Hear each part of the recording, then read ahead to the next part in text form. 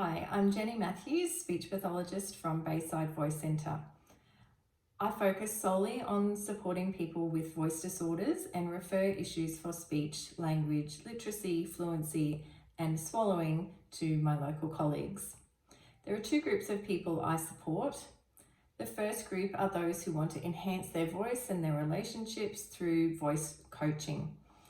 These people are in business, they're performers, public speakers, and they don't have a voice disorder. The second group of people do have a voice disorder, which might be for a variety of reasons and can be of all ages. Professional voice users make up a high proportion of my clients. They are people who use their voice to do their job, just like you and myself.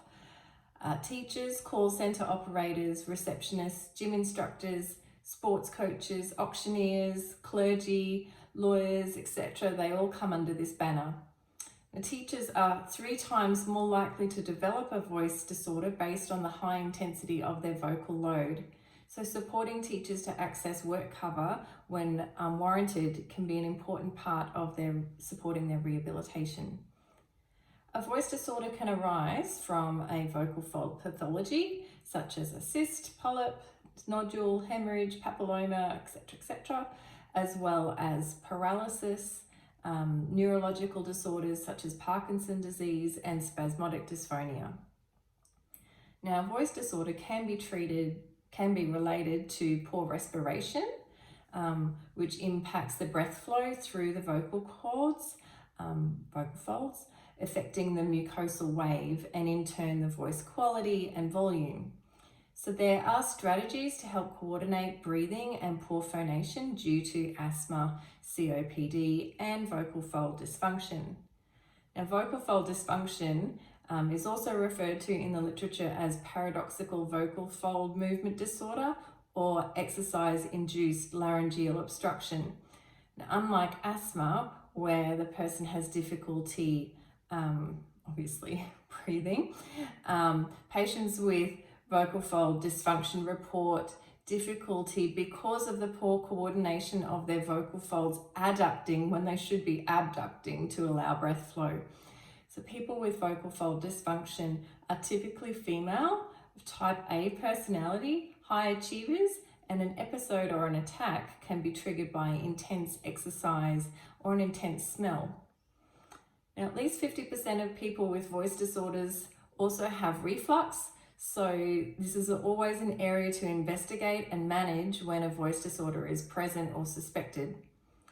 Muscle tension, posture, pushing from the point of the larynx instead of using good respiration and good resonance can lead to a strained quality, which also results often in pain.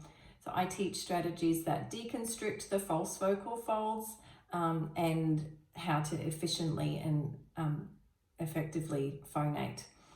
There are also psychological voice disorders where the structure is okay, the patient has difficulty with voluntary voicing and talking, yet can phonate on a primitive cough or laugh, etc. Trauma is another cause of poor voice quality, and this can be for a number of reasons, including habitual throat clearing and chronic cough, from intubation and or impact traumas, and can then be further exacerbated by poor hydration as well. So breaking the cycle of something like throat clearing and chronic cough is an important way to support voice rehabilitation. I also collaborate with clients who are gender diverse to achieve a voice that they identify with that is within their natural range. Now, seniors who experience presbyphonia will often present with vocal fold bowing and insufficient vocal fold closure, and they sound breathy, a little bit of that sort of crackly quality. And in this age group, a voice disorder can really have an impact on their community and social participation as well as mental well-being. So supporting them to optimize their voice quality and maintain their quality of life is really important. So I work off the power, source and filter model, working with people on their respiration, phonation and resonance. And I collaborate with my clients to achieve their functional goals. Red flags for you, for someone with a voice disorder who may require a laryngoscopy and voice therapy include being a professional voice user, being a smoker, having a voice change that has lasted longer than 10 to 14 days regardless of the underlying cause, and having a stridor sort of inspiratory quality. So I look forward to collaborating together to support people with their voice needs, and so they can enhance how they sound and enhance how they connect with other people around them as a result.